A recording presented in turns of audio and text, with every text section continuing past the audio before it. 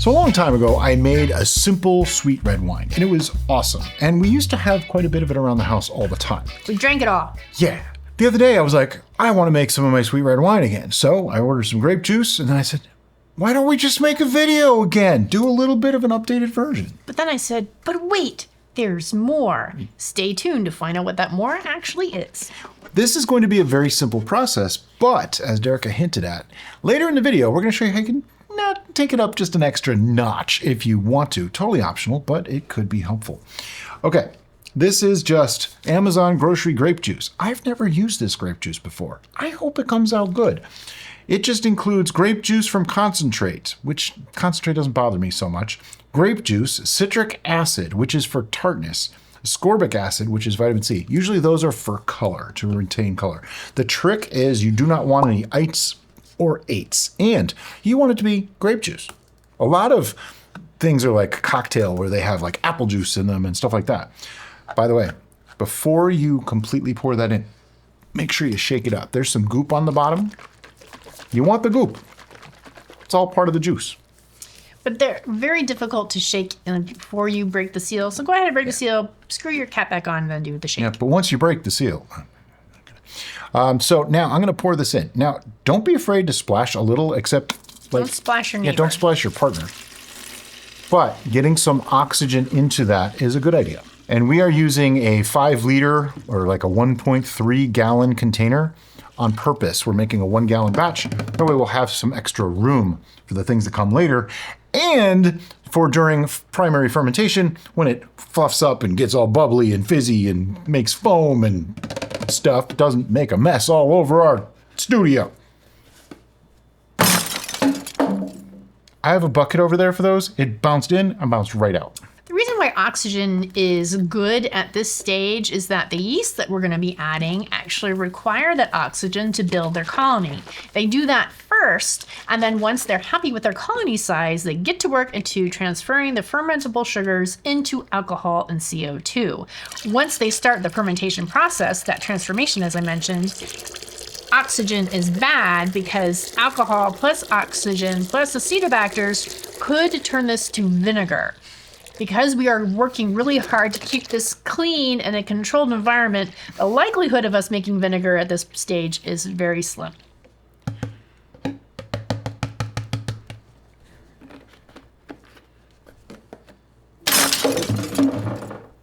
I have no idea where that ended up. Not in the canister. That'll be something for me to find later. Okay, so what I need to do now, since I've never used this juice before, and even if you have, take a reading on your juice. This is a hydrometer to get specific gravity. Now, you can just follow this recipe more or less, and it'll happen. It'll be fine, but I like to understand what's happening. So the reason I'm taking this one is so that I know how much sugar to add, because we are going to be adding some sugar to this. If I don't add sugar, it'll be more like a cider strength. It won't be all that strong. I'm looking for something around like 11%. That's generally what this comes out to. So, oh, this is pretty strong juice. I like it a juice. 1.064. That's impressive. Just to give you an idea, if I took that 1.064, you know what, let's do this. I'm gonna make a mess if I don't. I want all that. That's wine. By the way, everything that we are using here, everything that touched our future wine has been sanitized in The red bucket of sanitization! which is literally a 10-gallon red bucket off to the side filled with Star San, which is our sanitizer of choice, and water mixed to the manufacturer's suggestion. So we're at 1.064. If I take my triple scale hydrometer and twist that around, that right now, if I added no sugar, would be about 7 to 7.5% ABV. That would actually be reasonable for a table wine. I want more. If that was a little confusing to you, a triple scale hydrometer actually has 3 scales. That's why it's called a triple scale. So the scale that we tend to use when we take our gravity readings is the specific gravity scale. Mm-hmm. But on a triple scale, there is also potential gravity and Brix. So by turning it towards the potential alcohol, potential gravity, what is it? Potential alcohol? Potential alcohol, yeah. Potential ABV. Potential. we know that potentially, if all the sugars that are available are transferred into alcohol, that would be what our alcohol end would be. Right. Okay. So a little bit of math. Not hard, just a tiny, tiny bit. I know that I want this to be around 11%, usually comes to like 11 to 11.5%, but I also want it to end sweet. So I'm using a yeast that some of you might have seen before. It's called Fleischmann's Active Dry Bread Yeast. That's right, bread yeast. Before anybody poo-poos that, this recipe works best with that bread yeast. I've done it with many different yeasts, and none of them were as good. So there are times that bread yeast is the best choice. It's not always the best choice, but in this case, it is, because it's going to leave this nice and sweet and gives a lovely fruity flavor. So, if you feel the urge to throw shade at bread yeast, make sure you actually have personal experience with it before doing so. Yeah, I see a lot of people talk about it, and I'm like, you've never used it. Now, that's this bread yeast. I cannot speak for every bread yeast because they are completely different. Yeah, okay? we have used other bread yeasts, and they weren't nowhere near as good. Nope. Nowhere near as good. And that's where some of the shade comes from, is from those others. Anyway, if I know I want this to end at about 12% and have a little bit of sweetness, like 11 to 12%, have a little sweetness, I know I want to start at about a 1.120 original gravity, okay? That's my target number when I make this wine. Now our juice is 1.064. That's a little higher than most of the juices that I've used in the past. So minus 1.064. That leaves me 56 points, 0.056 specific gravity. Now, white sugar, plain old white sugar. He almost dropped that on our high Yep, drop. I almost did. Don't do that. Gives 0.046 points of gravity, or specific gravity, per pound in a gallon of must. So I need 56, not 46. So all I have to do is divide by 0.046, and I get 1.2173913. I'm just going to go with 1.2 pounds.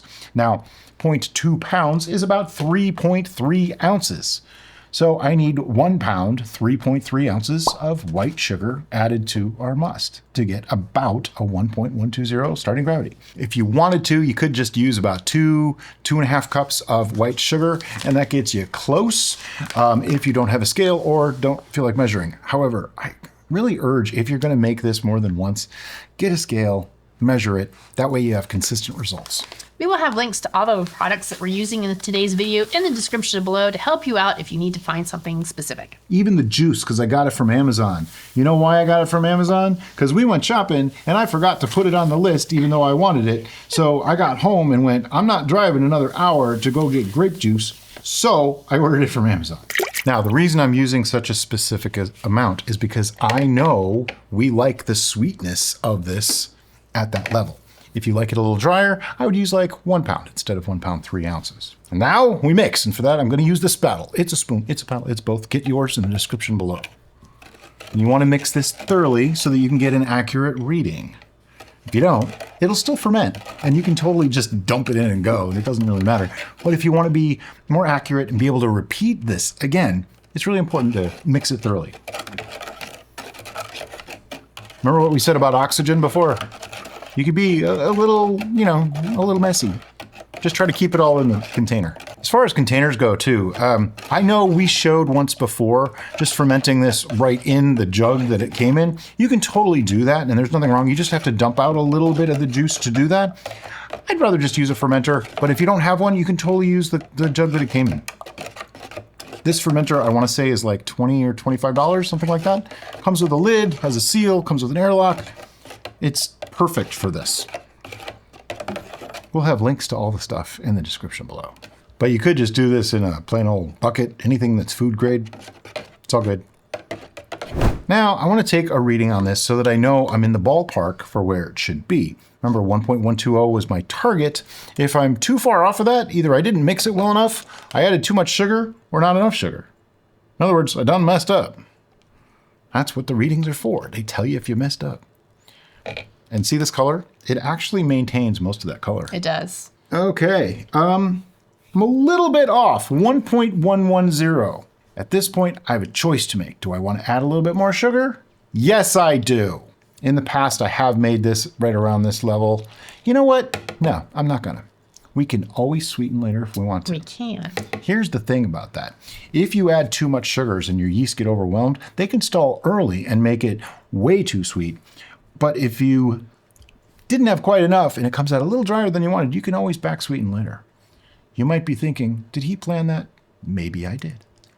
So if this was to go totally dry, right now we're making a little over 14% alcohol. That's plenty. Yeah, so I am expecting this to go to about 11 or 12%, leaving roughly 1.020 to 1.030 sweetness level. That's fine. That sounds great to me. Because we used to like things a lot sweeter than we do now too. So see, I was thinking, always thinking. And now for the yeast. If you don't add yeast, this is just gonna rot. Okay, you'll see mold in days. So you need to add yeast. There's no wild yeast in any of these juices because they have been pasteurized and sterilized and immunized and radiized and you name it, all the ized. Okay, teaspoon. Just sprinkle it right on top. You don't have to make a starter. You don't have to stir it in. The yeast will get to it. Trust me. But what you do need to do is put a lid and an airlock on top of that. The airlock is going to help keep any bugs, like actual fruit flies, from getting into there because they're made to want to get to that fermentation scent. And probably equally or more importantly, it's going to allow the gases that are going to be forming by the fermentation process to escape without exploding your vessel. It should take up to 3 days for it to actually start fermenting. Now, if you don't have an airlock, it's okay. I used to recommend the cap trick. I have a different recommendation now. If you're using a bucket or a jar, get a piece of cheesecloth and a rubber band. Sanitize that cheesecloth just like you would any of your other gear. Fold it over Fold it multiple over times. Yep. Put it over the lip, put the rubber band on it. That works just as well. It's actually way better than the lid because it's never going to clog up. It's also a time-tested technique as it was used multiple times Done for way back centuries. in the olden days. But what it doesn't do is give you the visual of the airlock. Now, here's the thing.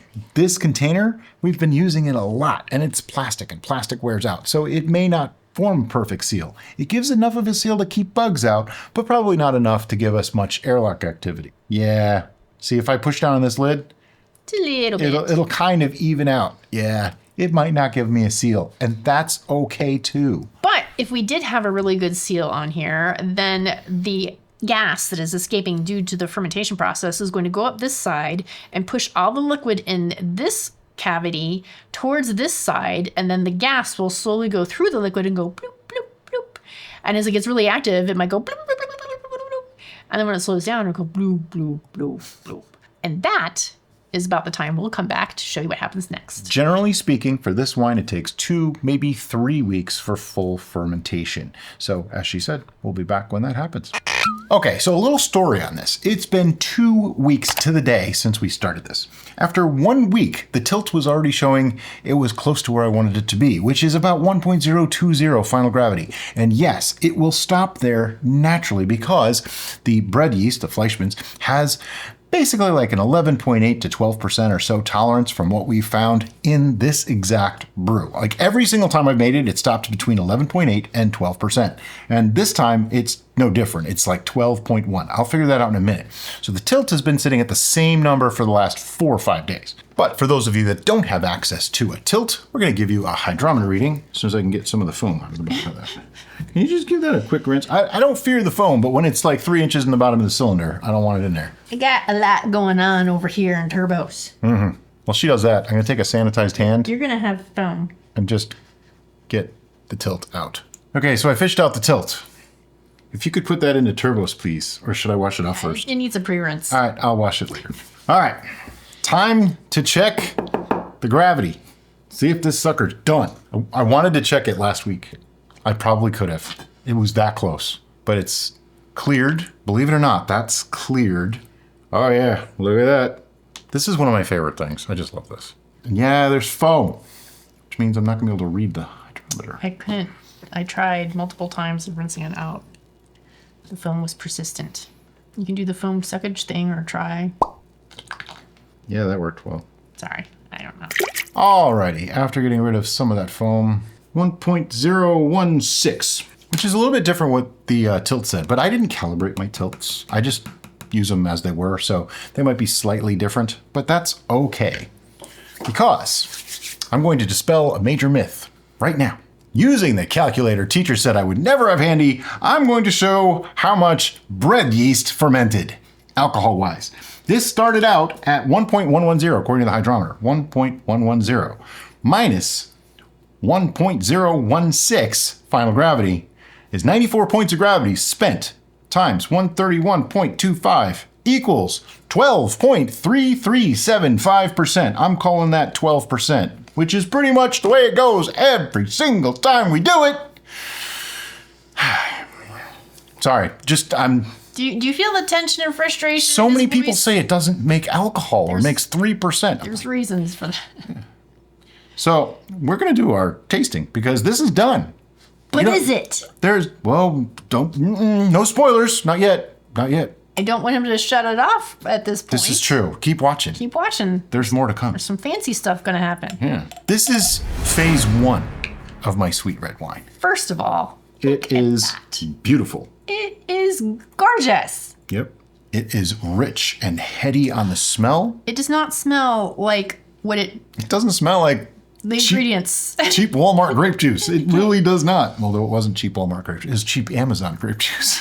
That's right. All right. Oh. I know what I'm in for, so I'm ready to get to it.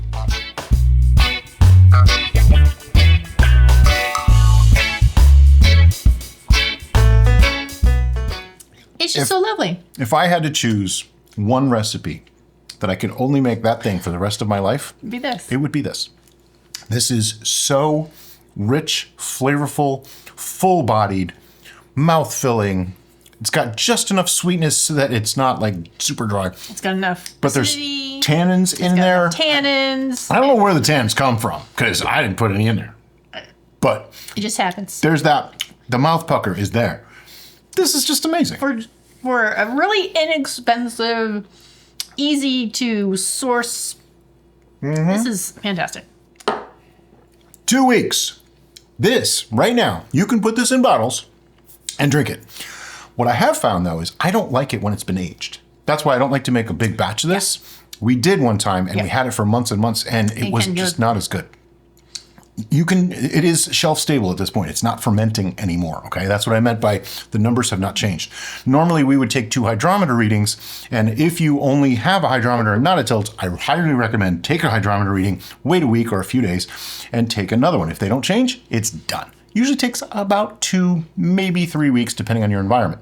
However, what if you want this to be special? Wait, we have to put a score on this first. Oh, sorry. We need numbers before we go on to phase 2. Golly. Numbers for this? This has got sentimentality. I think I need more. I need more to make that. Which glass is mine? Does it even matter? Nope. We're married. That's probably mine, but I don't have any lip gunk on.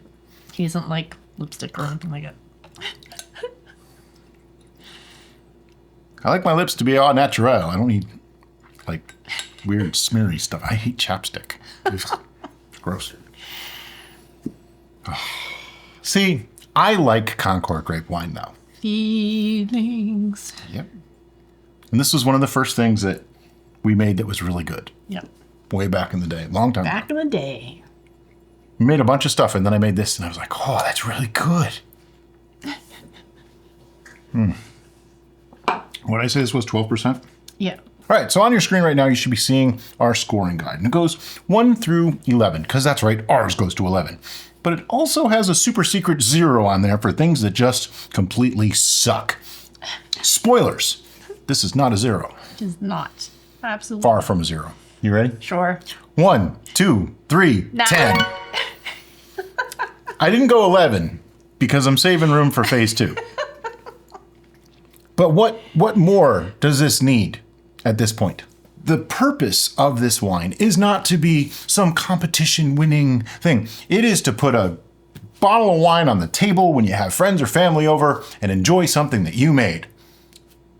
That's it. That's what this is for. And it accomplishes that perfectly. This is a wonderful table wine. It works great with pasta dishes. I actually put it into the pasta sauce at times, and it just works so nice.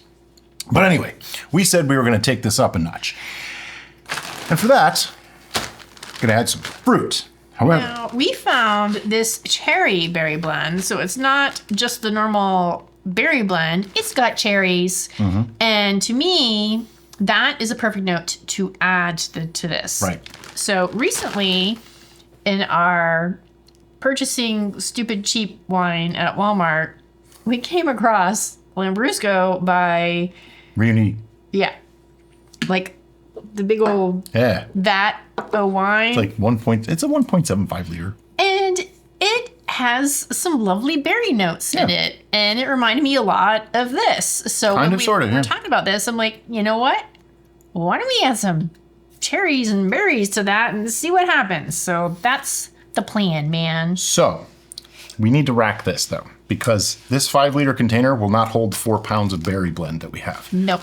But as we have learned by the splash zone that Derica sits in, We're going to put these in our bucket first. right, So we need a bucket. Fresh from Turbos is our sanitized 2-gallon bucket. And we are going to unceremoniously open this 3-pound cherry berry blend. Oh yeah, it is 3 pounds. 3 pounds, not 4. I said 4, it's 3. 48 ounces.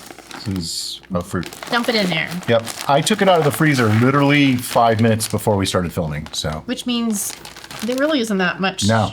juice. And that is the advantage to doing this way. Frozen fruit in here is not going to hurt anything, but we don't have any loose sugars that are hanging out on the bag. So that's an advantage. Sounds like a good story anyway, right? All right, so now we need our auto siphon. Right. All right, so we have our fruit in the bucket. The bucket goes on the lap. Which is gonna be cold. It's gonna be cold. The end goes in there. The other end goes in here. And we're racking. Now this, we actually have done videos on racking before, but it's basically moving it from one vessel to another, leaving behind the products that we don't want, like the sediment and the lees and things like that. If this vessel was large enough, like had we used the 2-gallon bucket to start with, we could have just put the fruit right in. It would have splashed a bit. Yeah.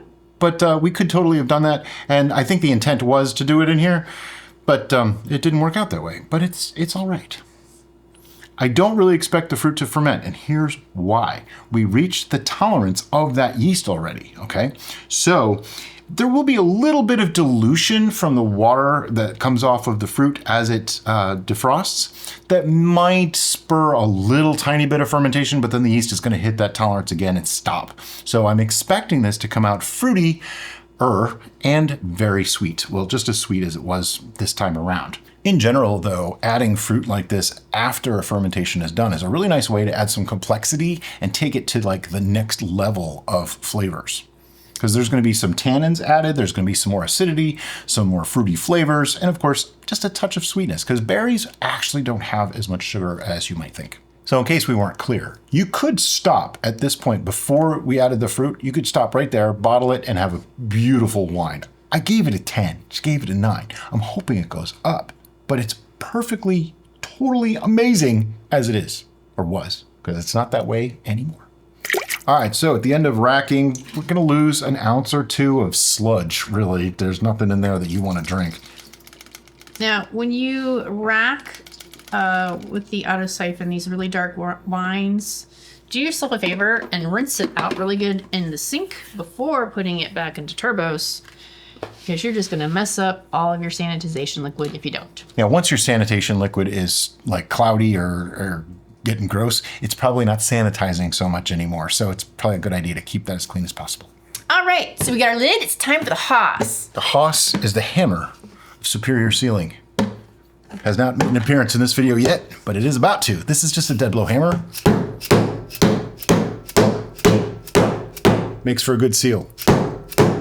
It actually seems to work. We've used it a couple times so far, and I feel it's like done a over good job. here needs How's that? perfect. The whole table's bouncing now. All right, now we're gonna put our airlock in. It's good to sit. Now, one thing that you want to keep in mind, because fermentation is probably done, and we also put frozen fruit in here, which is going to hinder any fermentation that may be happening. For a little while. We want to make sure that we give this a swirl, or at least check on it from time to time to make sure that that fruit cap is staying nice and moist. That means the top layer of the fruit that floated to the top is staying moist and not getting moldy. Exactly. I think we might have a seal. I can't really tell yet. Is there a dry spot? Where do you want your dry spot to be? Your handle's here. Yeah. Do you need to move the lid? Because No, it needs to be there. Right here. Until she dries this, then I want it somewhere else. yeah. That's why I asked now first. All right, milk goes on. See you in 2 to 3 weeks. All right, so it's been 3 weeks sitting on the fruit. Let's take a look, see how it did.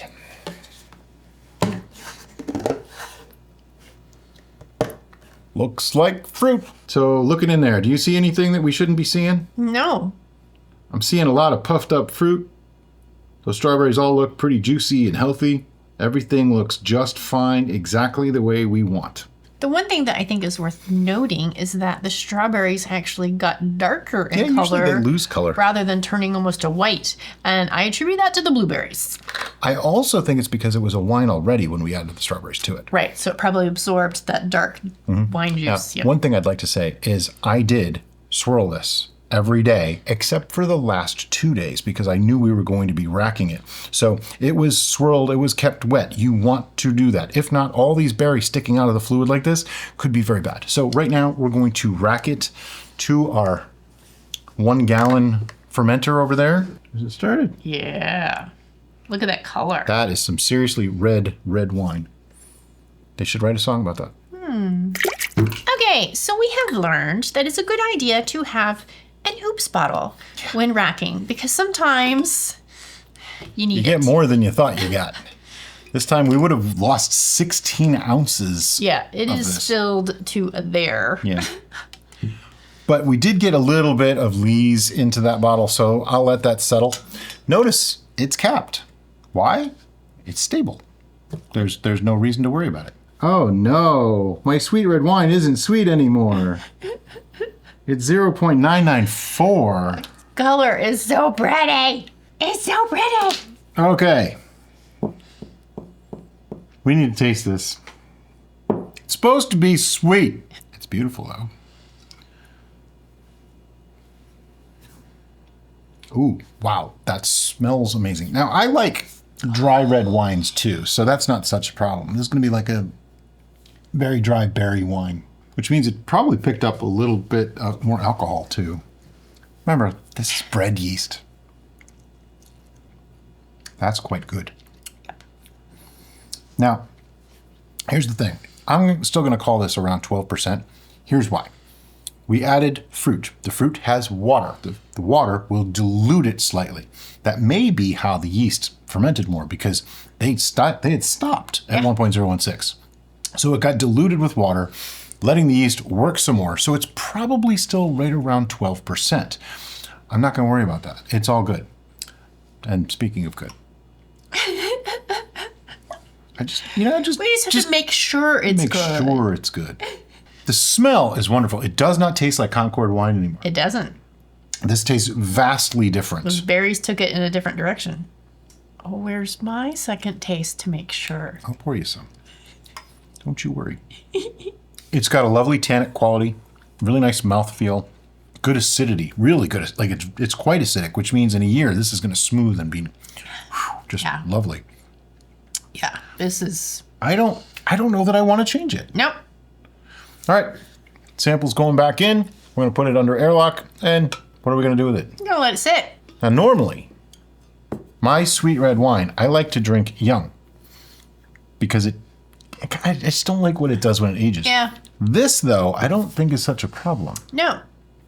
I think this one is going to be good at all the stages. At least that's my prediction. Now, We were going to make another batch of the sweet red wine to compare these two. At this point, I think that's kind of an effort in futility because they're so completely different now that there's no comparison.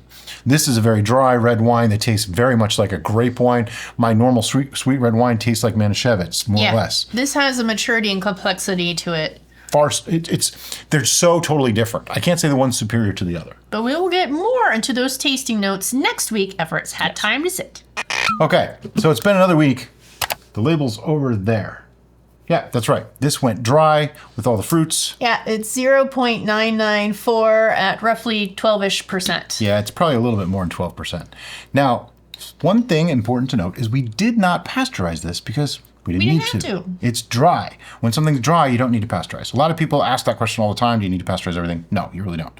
And I'm just going to pour off a couple of glasses for us. Now, these are like mini wine glasses. They probably have a very specific name of which... They're probably a cordial or a sorbet glass. I don't know. I thought they were cute, so that's why I grabbed them. So many glasses now. It's kind of nuts. Okay, appearance. Fantastic. It is. It looks like a Merlot. It's a beautiful jewel tone. Mm-hmm. My favorite Fantastic color. On the nose, it's very fruity, very rich. Yes. I get just a hint of Concord grape. Mm-hmm. The berries really did embolden it that much more. Yeah, the combination of all of them gets kind of a cherry sensation on the aroma. Almost. Yeah. But it has a lovely aroma. Yes. Very, very nice. You ready to go in? Yeah.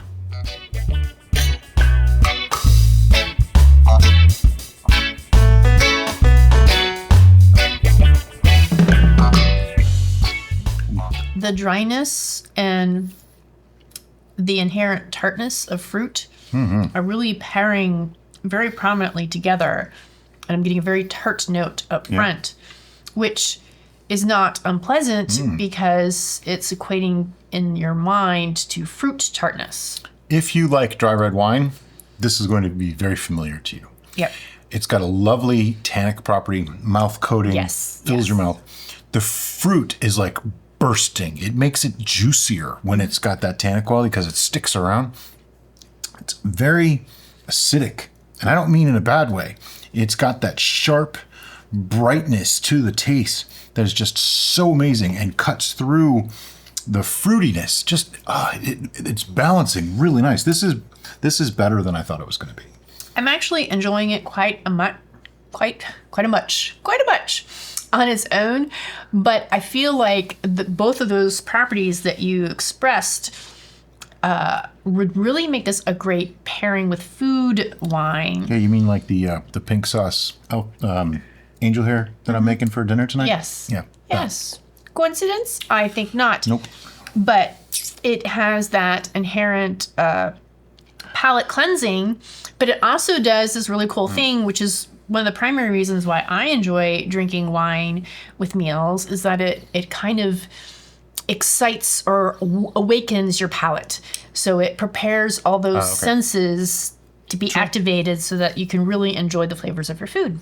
I don't normally have alcohol with food, but dry red wine is one of the few things that I make an exception for. I will do that with like a lot of pasta dishes and things just because it does kind of liven it up. Also, there are flavors that are only soluble in alcohol, so you need alcohol to break them down. Tomato happens to be one of those things. Yeah. So tomato sauces especially benefit from just a little bit of alcohol. Yeah.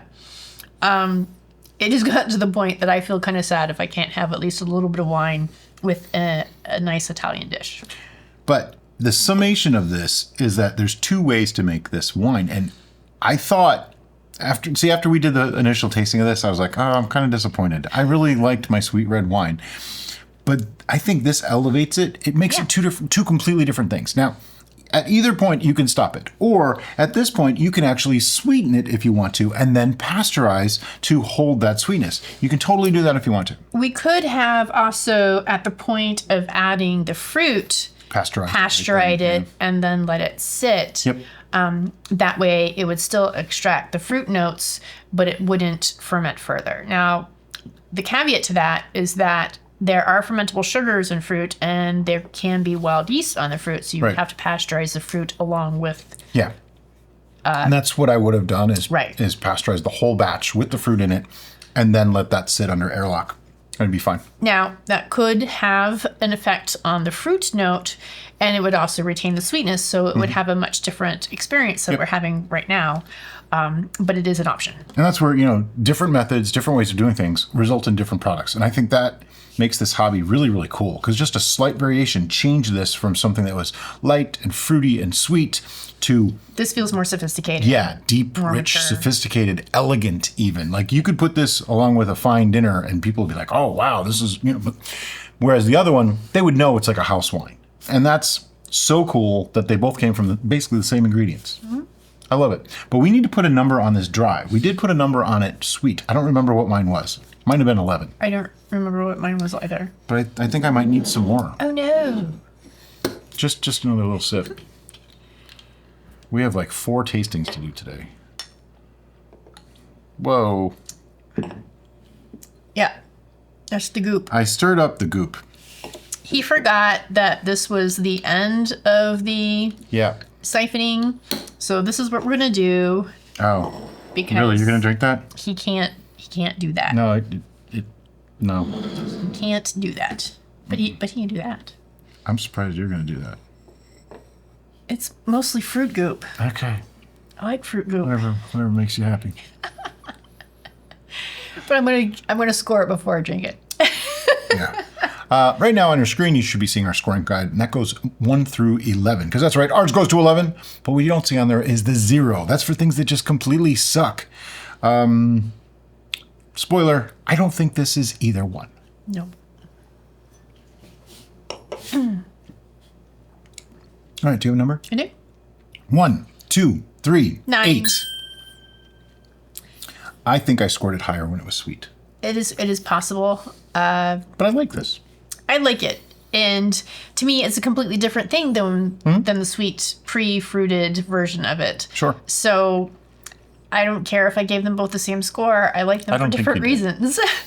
If you like things sweet, don't put the extra fruit in, or like we said, you can always put that fruit in and back sweeten it, or you can pasteurize at that point. However you want to play that. If you want to make it into something a lot more complex with more depth of flavors, you can go the route we did. So this gives you a lot of options, and that's what this video is really about, showing you how something super simple could be elevated just a few notches. But anyway, as always, guys, thanks so much for watching, and have a great day. Bye-bye.